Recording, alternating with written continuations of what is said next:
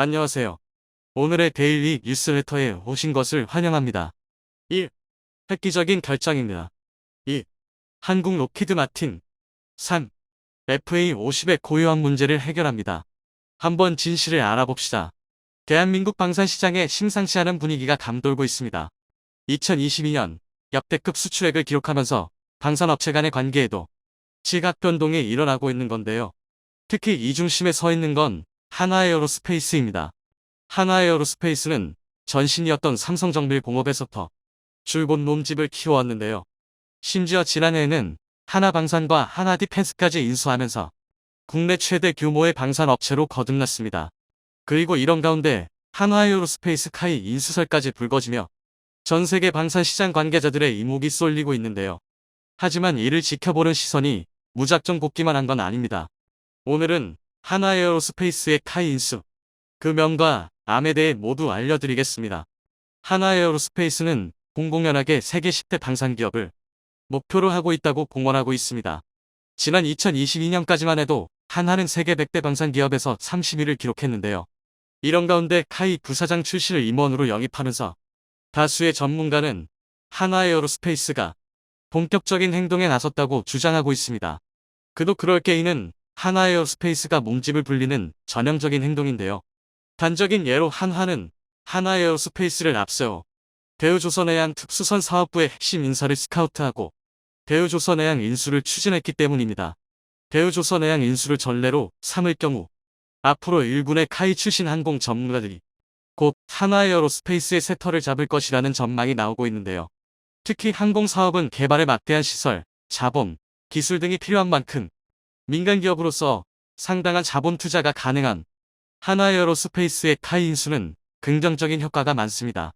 하나에어로스페이스는 엔진과 레이더, 그리고 항전 등 항공 장비의 강점이 있는 반면 항공기 자체를 개발하는 체계 능력은 없습니다.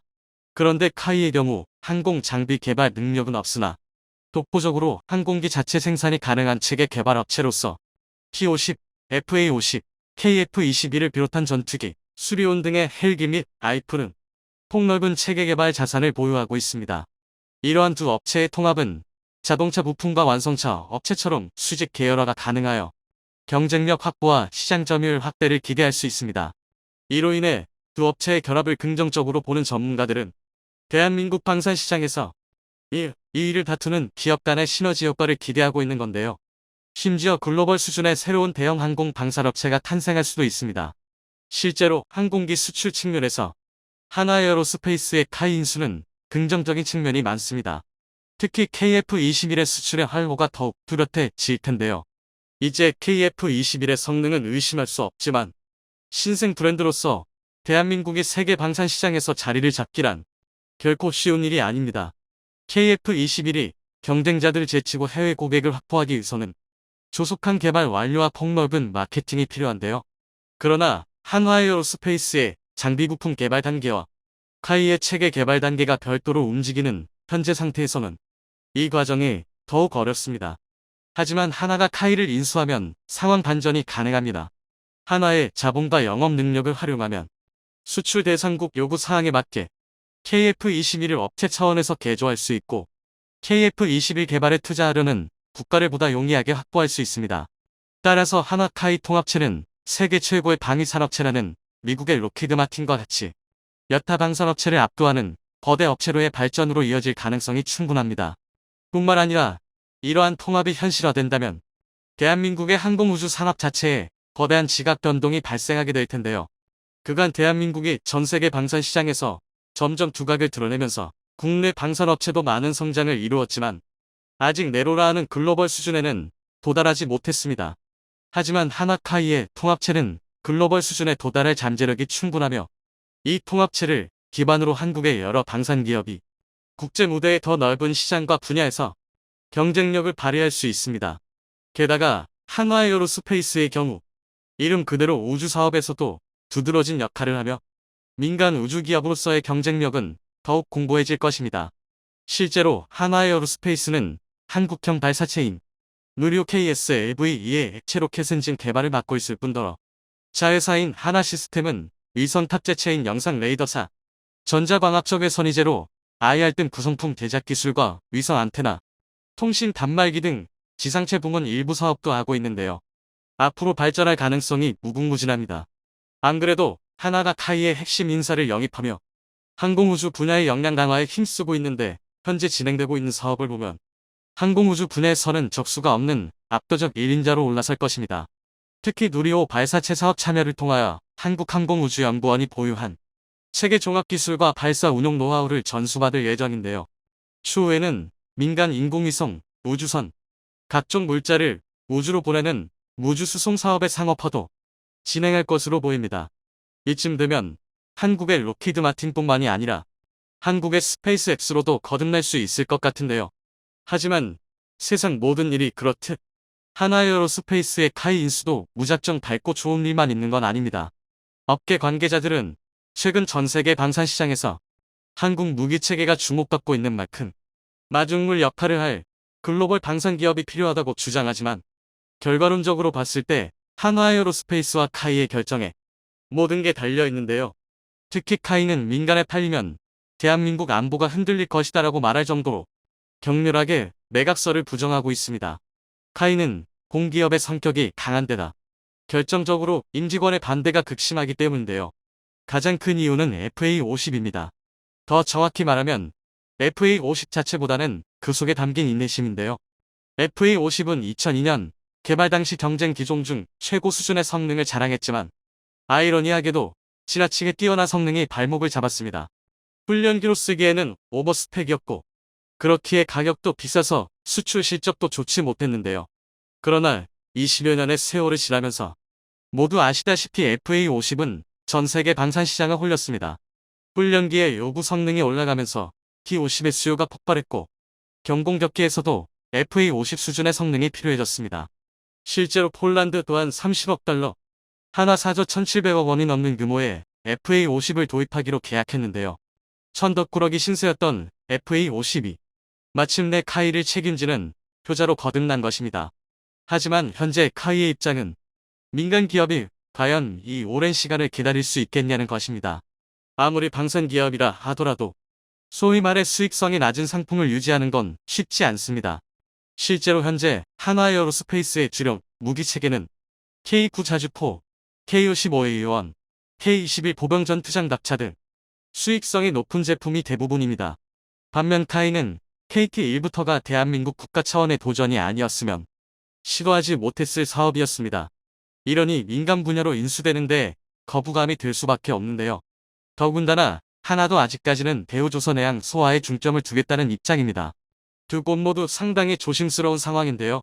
스톡홀름 국제평화문제연구소 시프리에 따르면 2021년 기준 한화에어로스페이스의 방산 판매 순위는 전 세계 기업 중 52에 그칩니다. 카이는 더 낮은 65위인데요.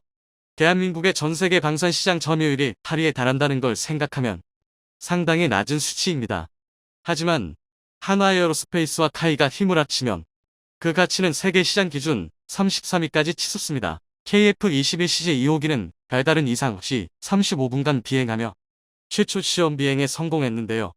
무사히 성능 검증에 성공한 건 상당히 축하할 만한 일이지만, CJ1호기의 초도 비행 때보다는 일반 대중의 관심이 적었습니다. 아무래도 앞으로 2000회 이상 시험 비행이 남아있다 보니 많은 분이 시험 비행에 일희일비하기보단 본격적인 양산을 기다리시는 것 같은데요. 그런데 이런 일반적인 생각과 정반대로 군사 전문가들 사이에서는 심상치 않은 추측이 제기되고 있습니다. 다음 시얘기는 지금까지와 무언가 다를 것이라는 가능성이 있다는 건데요. 바로 KF-21 목자형입니다. 현재 KF-21은 단자형 4개, 복자형 2개, 총 6개의 시제기가 제작되어 있는데요. 만약 복자형 KF-21도 지금까지처럼 무사히 시험 비행에 성공한다면 KF-21 양산 계획은 기존과 완전히 다른 방향으로 흐를 수도 있습니다.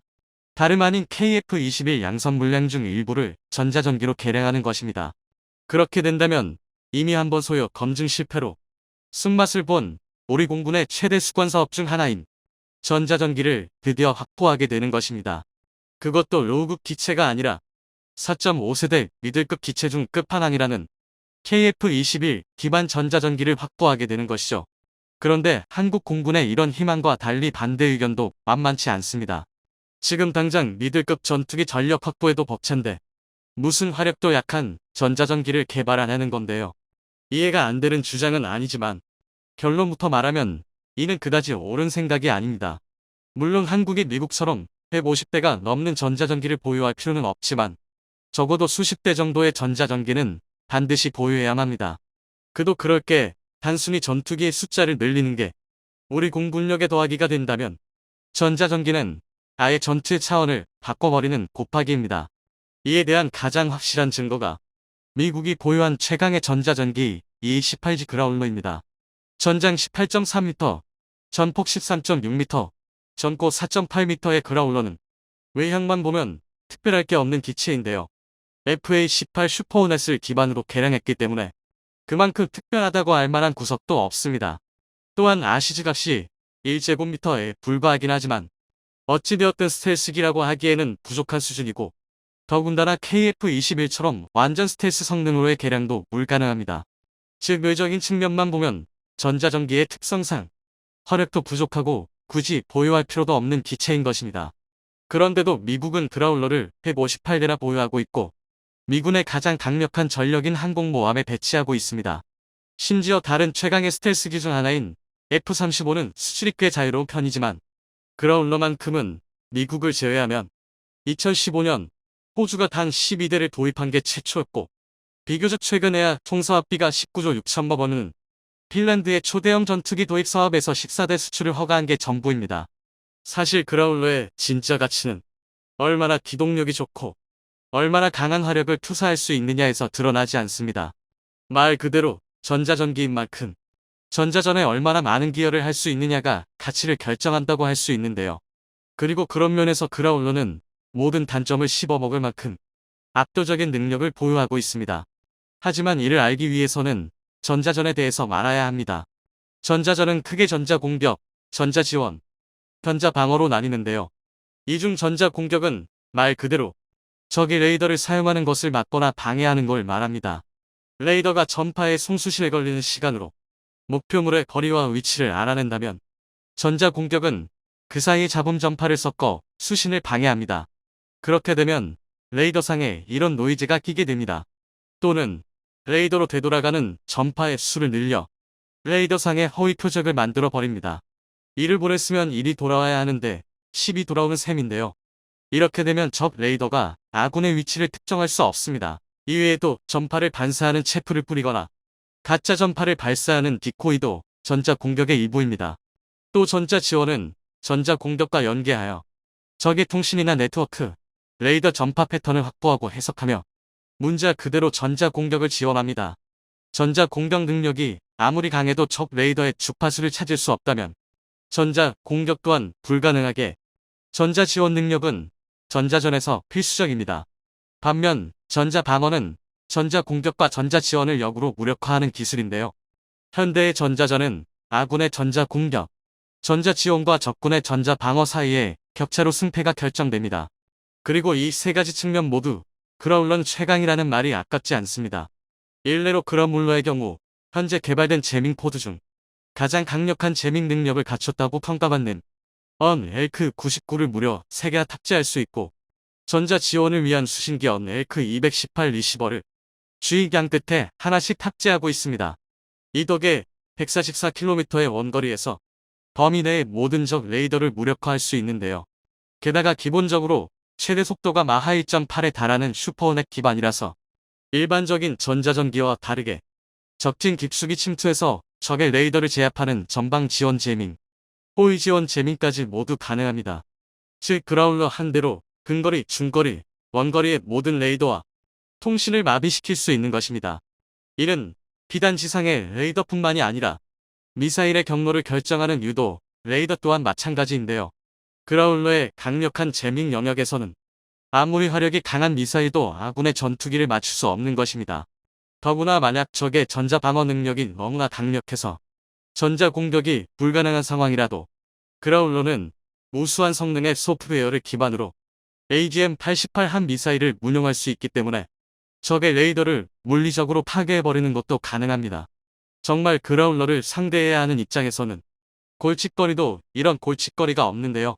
그라울러는 이런 압도적인 정보 수집 능력을 바탕으로 미 공군편대의 전술 결정기 역할을 담당합니다. 한마디로 공중편대의 지휘관인 셈입니다. 그런데 이쯤 되면 한 가지 의문이 들 수밖에 없습니다. 전자전기가 이토록 강력하고 전술적 가치가 높다면 어째서 대한민국은 그라울러 같은 전자전기를 사용하지 않는 걸까요? 사실 그 이유는 간단합니다. 너무 강력하다는 게 문제입니다. 현대전에서 전자전에서 우위를 선점한다는 건 절반의 승리를 얻고 전쟁을 시작한다는 것이나 마찬가지입니다. 단적인 예로 미군의 전자전기가 본격적으로 운용된 걸프전에서는 그라울러의 전신인 EAU 프라울러가 사용되었는데요.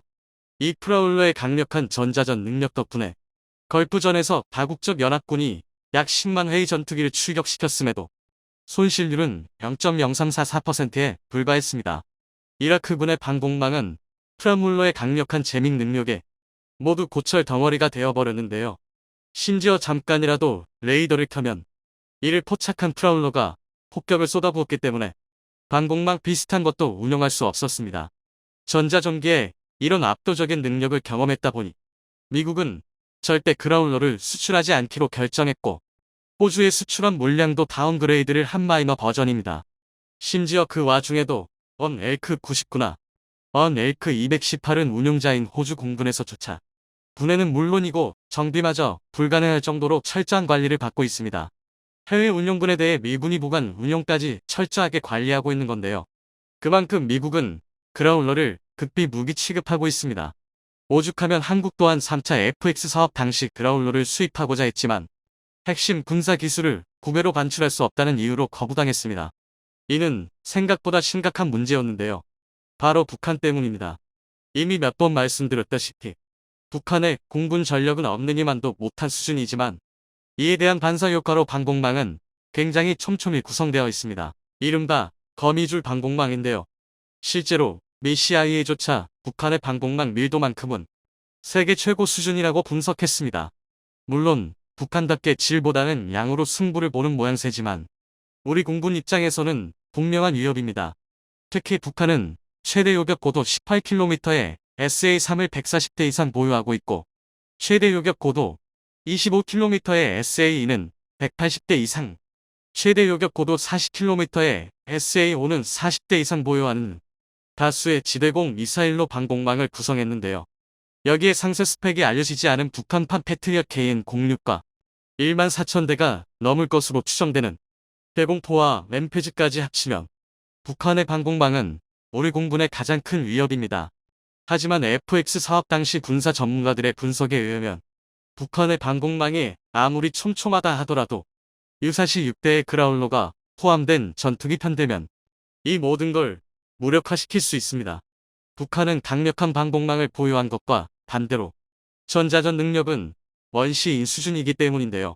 이 덕에 그라울러급의 강력한 전자전기가 있다면 아무런 방해 없이 북한의 명공을 우리 마음대로 휘저을 수 있고 지상군 돌입에 앞서 주요 거점을 전부 파괴할 수도 있습니다. 흡사 게임 속에서 시트키를 써서 투명 인간이 되는 것과 같아지는 건데요. 하지만 유감스럽게도 앞서 말했듯이 미국의 수출 거부로 한국은 현재 그라울러를 보유하지 못했습니다. 그런데 이는 결론적으로 보면 오히려 대한민국에게 이득이었습니다. 너희들이 만 팔면 우리가 만들겠다라는 불굴의 의지가 또다시 불타오른 건데요. 그 성과가 바로 국산 제밍포드 엘크 200K입니다. 엘크 200K는 국내 기술로 개발에 성공한 함정형 전자전 장비인 SLQ 200K 소나타와 미국의 엘크 88 제밍포드에서 습득한 기술을 접목하여 개발되었는데요.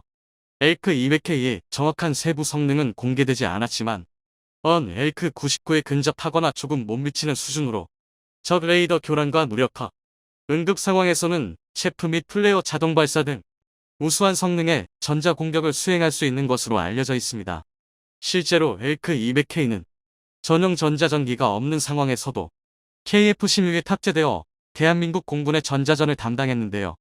이것만 해도 성능이 검증되었다고 할 수 있지만 더 놀라운 건 엘크 200K에 대한 미국의 반응입니다. 2011년 당시 파키스탄은 한국에서 엘크 200K를 도입하고자 했는데요. 그런데 갑자기 이 사업에 미국이 끼어들어 학을 떼며 반대했습니다. 중국이 파키스탄을 통해 엘크 200K를 수입할 수 있다는 이유 때문이었는데요. 미국의 압박이 얼마나 강했는지 한국은 어쩔 수 없이 엘크 200K 수출을 취소했을 정도입니다. 이는 미국이 엘크 200K가 적국에 넘어갈 시 미 본토를 위협할 정도의 성능이라고 판단했다는 방증입니다. 그리고 실제로 전 세계 대다수의 군사 관계자와 전문가들은 엘크 200K의 등장과 함께 대한민국의 전자전 능력을 전 세계에서 7번째로 꼽고 있습니다. 하지만 이것도 옛날 얘기입니다. 앞서 말했듯 KF-21이 등장하면서 전 세계 전자전의 판도가 뒤흔들리고 있습니다. KF-21은 엘크 200K를 통합전자전 체계 W 슈트로 개량하여 아예 전투기 내부에 내장하고 있는데요. 쉽게 말해 KF-21은 아무런 추가 장비 없이 엘크 200K 외장 포드를 탑재한 전투기와 동일한 수준의 전자전이 가능하다는 것입니다. 게다가 KF-21에 탑재된 이사 레이더는 고출력 에너지를 적 레이더에 집중 조사해서 회로를 불태워버리는 전자 공격이 가능한데요. KF-21은 주 임무로 전투기의 역할을 수행함과 동시에 부임무로 전자전기의 역할까지 수행할 수 있는 것입니다. 그리고 여기에 더해 파일럿 2명이 전투기 조종과 전자전을 따로따로 수행할 수 있는 KF-21자형은 추가적인 전문 전자전기로도 개량이 가능한데요. 현재 한국의 전자전 기술을 생각하면 이 18G 그라울러를 뛰어넘는 전자전기를 만드는 것도 꿈은 아닙니다. 하지만 대한민국의 전자전기 자체 개발 계획은 이미 자초된 경험이 있습니다. 전자전기가 필요한 이유에 대한 소요 검증이 실패한 건데요. 아직은 대한민국이 전자전 능력보다는 화력을 더 중요하게 생각하고 있기 때문입니다. 하지만 공군력의 질을 한 차원 업그레이드하기 위해선 전자전기를 반드시 보유해야만 합니다. 그리고 이를 위해선 먼저 전 국민적 여론이 형성되어야 할 텐데요. 러시아군을 나락으로 떨어뜨린 최대의 습작이 밝혀졌습니다. 최근 러시아는 전세계 2군사 대국이라는 타이틀이 무색하게 이제는 꽁지 빠진 사냥, 우크라이나군에게 패퇴하여 도망치는 모습이 놀랍지도 않습니다.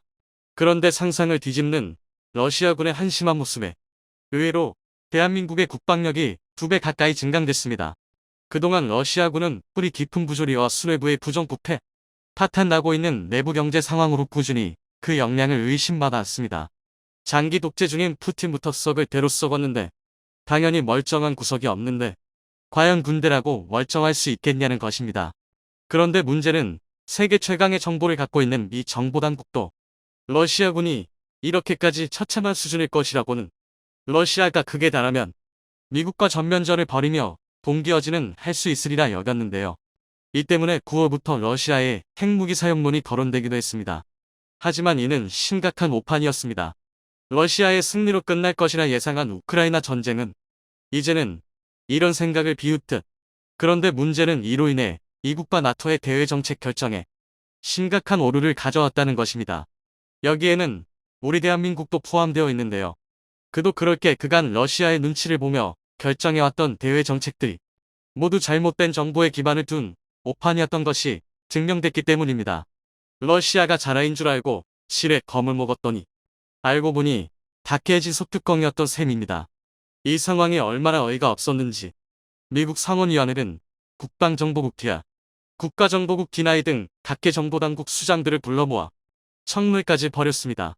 아무리 그래도 어떻게 이렇게까지 잘못된 예측을 할 수 있느냐는 건데요.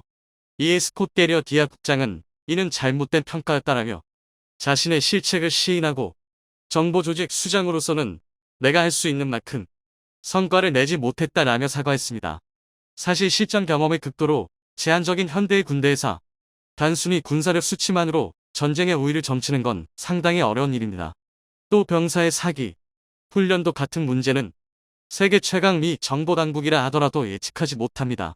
그리고 무엇보다 러시아 무기의 뻥 스펙이 미 정보당국의 오판에 상당히 큰 역할을 했습니다. 심한 경우는 무려 2배 가까이 스펙이 차이 나는 경우도 있었습니다. 오죽하면 러시아군을 가장 많이 물리친 건 우크라이나군이 아니라 러시아군의 무기체계라는 황당한 말도 나오고 있는데요. 그래서 준비했습니다.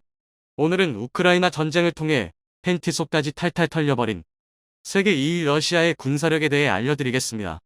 우크라이나 전쟁 전만 해도 러시아는 전 세계에서 미국 다음으로 많은 3세대, 3.5세대 전차를 보유하고 있는 국가였습니다. 또 그 수가 무려 3,300대가 넘었는데요. 심지어 91세대, 2세대, 3세대 전차까지 치면 총 2만 대가 넘는 전차를 보유하고 있어서 단순히 전차 수량만 따진다면 1위인 미국을 아득히 뛰어넘고 있었습니다. 그런데 충격적이게도 현실은 850대 남짓한 우크라이나의 전차 부대를 상대로 무참히 박살났는데요. 검증된 오신트 자료를 보더라도 러시아는 총 2,900대 이상의 전차를 파괴당하거나 노획당한 것으로 알려져 있습니다. 일각에서는 서방이 지원한 전차보다 러시아가 노획당한 전차가 더 많다면서 러시아 버전 랜드리스냐고 조롱할 정도인데요. 그러나 여기서 충격적인 것이 러시아 전차의 뻥 스펙이 얼마나 심했는지 러시아의 주력 전차인 T-80BVM을 보면 확실히 알 수 있습니다. 2016년에 T-80BV를 대상으로 현대화 개량을 거친 T-80BVM은 T-14, T-90과 함께 러시아 전차 부대를 상징하는 3대 전차라고 할 수 있는데요. 하지만 방산 비리와 경제 파탄으로 T-14의 양산이 중단되었다는 걸 고려하면 사실상 T-80BVM은 러시아의 일선 극딜적 양적 주력 전차였습니다. 반면 우크라이나군의 주력 전차는 대부분 T-64, T-72 계열이었고 그나마 십수대의 T-80BV와 T-84 오플롯을 보유하고 있었지만 T-80BVM에 비하면 그 성능이 한참이나 부족한 상황이었습니다. 쉽게 말해 스펙상으로는 우크라이나군 전차가 아무리 날고 기어봐야 러시아군의 T-80BVM을 정면에서 상대하는 건 불가능했습니다. 그도 그럴 게 최원상 T-80BVM의 방어력 증강은 정말 획기적인 수준이었는데요. 원본이 되는 T-80BV의 방어력은 전면 500mm급으로 서방의 3세대 전차 대비 열세라는 점에 차가 나요. T-80BVM부터는 렐릭트 폭발 반응 장갑을 탑재한 것입니다. 그리고 이 덕에 방어력이 기존보다 최대 50% 정도가 향상되었는데요. 다시 말해 전면에서 750mm 수준의 방어력을 지니고 있는 것입니다. 이를 좀 더 알기 쉽게 비유하자면 한국의 K2표, 미국의 M1A2 에이브람스, 독일의 레오파드 2A6 같이 세계 정상급 3.5세대 전차가 아니라면 T-80BVM의 전면 장갑 뚫는 건 불가능하다는 뜻입니다.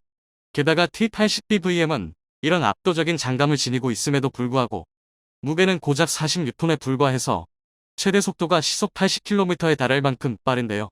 조금 과장을 보태서 우크라이나군의 전차 전력이라면 T-80BVM 일대로도 일당백의 전투가 가능했던 것입니다. 실제로 한 군사 전문가에 따르면 T-80BVM에 대해 매우 강력한 차량이다. 대단한 화력과 매우 좋은 시야, 조작하기 편하고 빠른 엔진을 탑재하고 있다.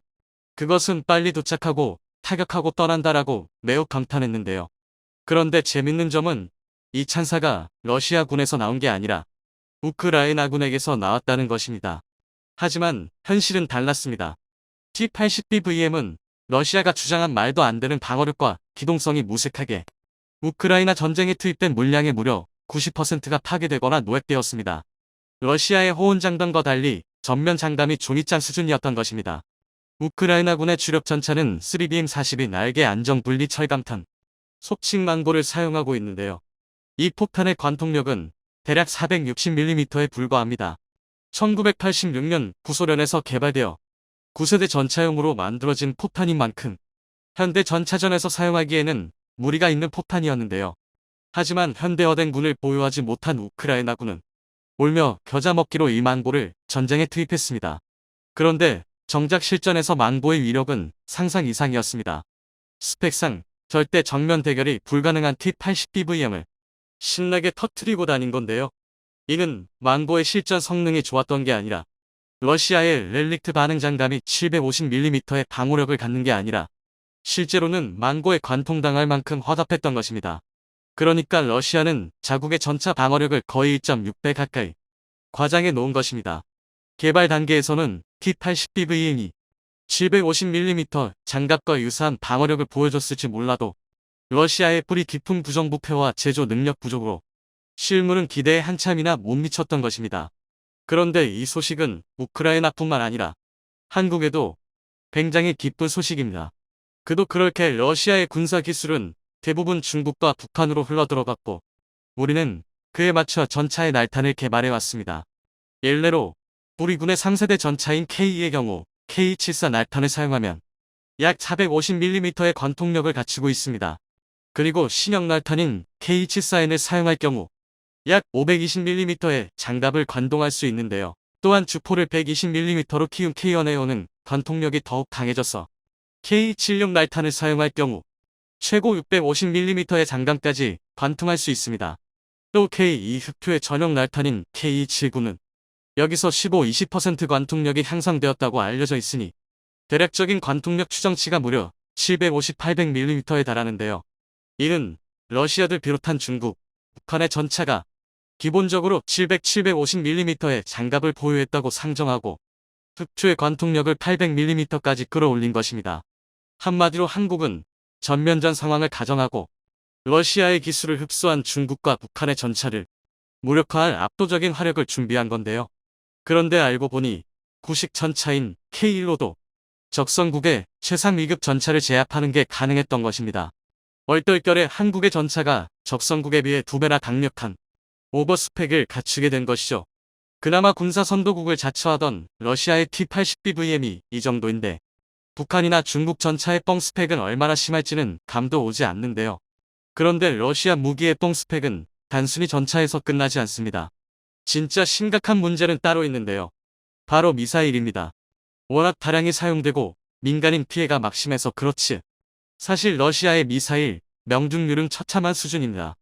미 정보자산의 분석에 따르면 러시아 미사일의 실패율은 최대 60%에 달합니다. 심지어는 폴란드 접경 지역에 러시아 미사일이 추락하는 초유의 사태까지 벌어졌습니다. 더군다나 추락한 미사일은 정확도가 높은 게 최대 장점이라던 이스칸다르 미사일로 추정됐는데요. 군사 관계자들은 정확성이 생명인 미사일이 제대로 날지 못하고 추락한다는 것은 관성항법 장치가 탈거되어 있을 확률이 높다고 보고 있습니다. 관성항법 장치는 미사일의 위치를 감지하고 목적지까지 유도하는 가장 기본적인 유도 장치이지만 또 매우 비싸기도 한데요. 그래서 세계 군 전문가들은 뿌리까지 썩은 러시아 군부가 이 관성항법 장치를 빼돌려 팔아넘겼을 확률이 대단히 높다고 분석하고 있습니다. 그리고 이를 통해 러시아 무기 체계의 수준이 전 세계에 제대로 알려졌습니다. 단적인 예로 한국은 최근 북한의 도발에 현무의 미사일과 천궁이 오발되는 일이 있었지만 공중에서 폭발했습니다. 이는 미사일 센서 오류로 인한 2차 피해를 막기 위해 자폭 기능이 활성화된 것인데요. 즉 미사일이 엉뚱한 곳으로 날아가면 자폭 장치가 자동으로 발동하게 됩니다. 사실 최신의 요격 미사일은 목표물에 접근해서 폭발하기 직전까지 지상 레이더로 유도되거나 최종 단계에서 스스로 표적을 탐지 추적하는데요. 이 과정에서 사격 통제 레이더와 미사일은 끊임없이 교신을 주고받습니다. 그런데 최근 우리 발표에 따르면 이 교신이 갑자기 끊기거나 미사일이 요격 궤도에서 벗어나 지상으로 향하면 자동으로 폭발하는 기능이 탑재되어 있습니다. 즉 최소한의 안전장치가 마련되어 있다는 의미입니다. 천궁1이 발사된 뒤 사격 통제 레이더와의 교신이 불안정해지자 10여 초 비행 후 자폭했습니다. 또 지난 2019년 정비요원의 과실로 천궁1이 오발되었을 때는 3.5초 만에 자폭했는데요. 이처럼 미사일에 탑재된 안전장치는 혹시 모를 부수적 피해를 최소화할 수 있는 가장 기본 중의 기본입니다. 그러나 러시아산 미사일에는 이 기본적인 안전장치도 탑재되어 있지 않습니다. 또는 탑재되어 있었는데 이마저도 썩은 군부가 팔아치웠을 수도 있는데요. 이것만 보더라도 그동안 러시아군이 얼마나 썩어 있고 전 세계를 우롱했는지 알 수 있습니다. 이번 우크라이나 전쟁을 통해 러시아의 제대로 된 평가가 필요한 시기입니다.